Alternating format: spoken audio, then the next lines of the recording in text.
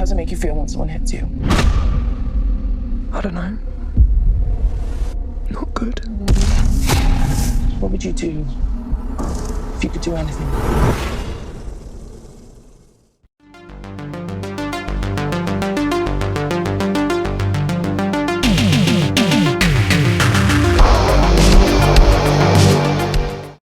I've got to say, this one is one of the most uniquely interesting setups for a horror movie. Let's discuss. So we are talking MEDUSA, also known as MEDUSA, Queen of the Serpents. And this one is directed and co-written by Matthew B.C. It's actually produced by Scott Jeffrey, who also co-wrote the movie. Jeffrey, a very prolific B-movie producer. Now, you all know MEDUSA, of course. She was the famous Gorgon in the Clash of the Titan movies, and we've seen, you know, MEDUSA kind of pop up in other kind of media as well. And this is a kind of a modern, contemporary movie, but it's strangely grounded in some ways. I've seen a lot of kind of B movies and kind of horror films that are made on a low budget.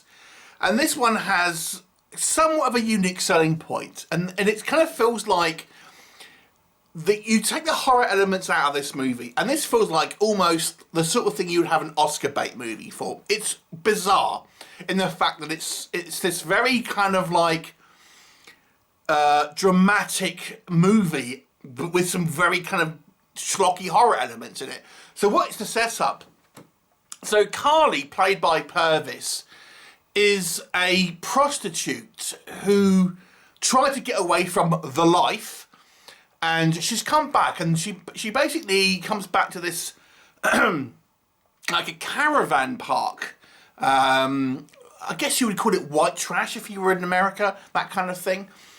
And you know, she's got hooked on drugs and things like this, and she comes back to this caravan park where essentially it's kind of housing prostitutes that kind of get hired, you know, to go to people's places and things like that. And all these prostitutes live in this kind of community, which is run by, you've got a madam there, and you've got kind of like the pimp who sort of takes them places and things like this. And it's all kind of like, lots of kind of like drama stuff that kind of goes on in this movie. And it's done to a good standard. You know, I was like I say, you take the horror elements out of this, and you could have just had a kind of quite a compelling, dramatic movie about, you know, the life of a kind of a prostitute and how this kind of woman has all this kind of stuff that's going on. And to me, it was kind of you know, it was such a strange setup for a horror film. It takes it very seriously. Now, within all this, you've got the kind of the horror elements, which is our main protagonist, Carly, goes to a client's house and gets bitten by a snake. However, this snake is kind of like the embodiment of a kind of reptile creature, I guess. And this kind of slowly transformed her into kind of a, well, MEDUSA. I guess that's not it really, I suppose. And she starts kind of displaying aggressive behaviour, biting her clients, things like this. And what will happen?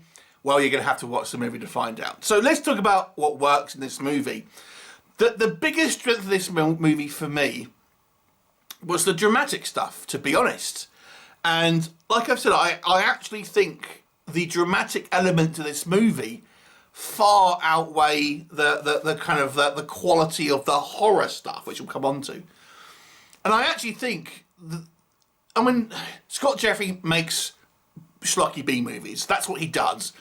And although I don't know if, you know, I'm not saying this is kind of like Oscar-worthy material outside of the kind of the horror stuff, but it feels like it kind of is on that road to me. You know, you could see a film like this that deals with the same sort of subject matters and has similar characters, be that sort of like Oscar baity type movie. And I've got to say, I thought the actresses here did a really good job. Purvis, who kind of plays our main protagonist, in the dramatic parts of the movie, I think actually does a pretty good job. Now, you can kind of cut this movie down the middle and kind of say the dramatic bits, the horror bits. But I gotta say, I think all the actors involved in the kind of the dramatic scenes really showed their mettle and did some pretty good performances for what is clearly, you know, a relatively quickly made B-movie at the end of the day. But nonetheless, I think the subject matter was taken pretty seriously and was quite dark. I mean, we see that, you know, these girls are getting abused by both clients and this kind of like this pimp who's kind of like trying to drive them around, how they kind of get money extorted out of them and things like this. It's pretty heavy going stuff. And it's you know, it's exactly the kind of the sort of type of movie that you would see trying to come out to kind of get, you know, awards critique and things like this.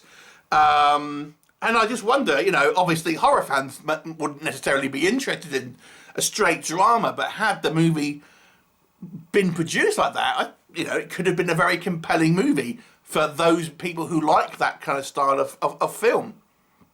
And certainly in those sequences, I think the actors do a great job, and the subject matter is realistic and gritty and taken seriously. So, you know, those part of the movie is great. But here's the rub. I think people who watch this channel, people who pick up this movie that's got a woman with snakes coming out of her head, are not going to care about that. They want the horror stuff. They want to see the monsters and things like this.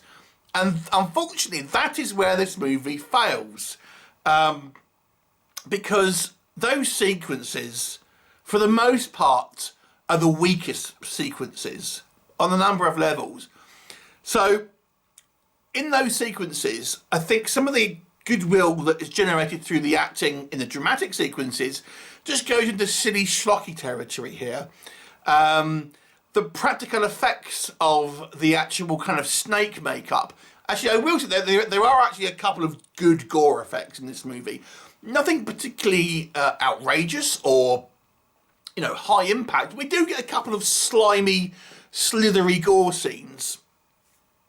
And I think they're actually done to a low budget, but to a reasonable standard. There's a couple of wounds and things like that that do look pretty gruesome. But at the same time, you know, the Purvis, who is having to wear these very awkward fangs, it kind of looks a little schlocky. Let me just be kind while I kind of say that. It doesn't look good. And as she goes on, she gets kind of more snake-like, I guess. Because she kind of just acts like a vampire. It's kind of disappointing. If you're expecting to see MEDUSA like you know her, with the kind of the snakes out of the head, you're going to be somewhat disappointed. And I'm not saying that doesn't ever happen in the movie. It does, for like one quick scene, but even that is quite poorly handled. It doesn't look like hair. It just looks like she has a bunch of snakes coming out the back of her head.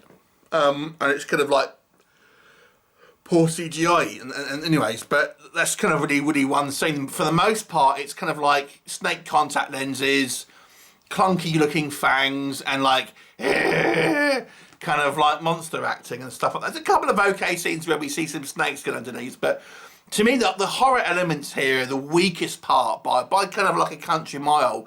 And then we have scenes where it's because we got people turning into stone like MEDUSA does, but they literally look like they've just got lard on them or something. It kind of doesn't look very good. And like I said, I think the performances just drop into the schlocky elements while we have this. And the kind of the ending, I've got to say, is a little weak, and it kind of gives us this stinger, shall we say, the kind of the end where, oh my God, it was all fated and things like this. I'm thinking, why? You know, why? It's never said why that was the case. It just was like, oh yeah, this person is fated because we don't know.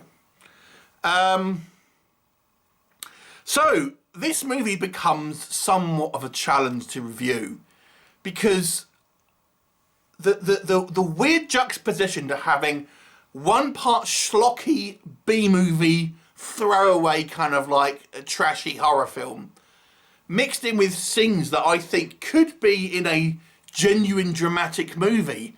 Where does this movie sit on how to judge it? 'Cause it's hard, because I do think those scenes work. And I will give credit to those scenes, but the thing is, I personally think is that those scenes will be wasted on the people who are expecting a certain type of movie from this. And I don't think people will necessarily care that those scenes were quite well done, because they're not wanting to watch that. Had this movie been positioned as a drama, and you know, explore the lives of this kind of like these this edge of the kind of society kind of like community that is having to really kind of struggle and go through all this kind of abuse and drugs and, you know, and having to sell themselves and stuff like that.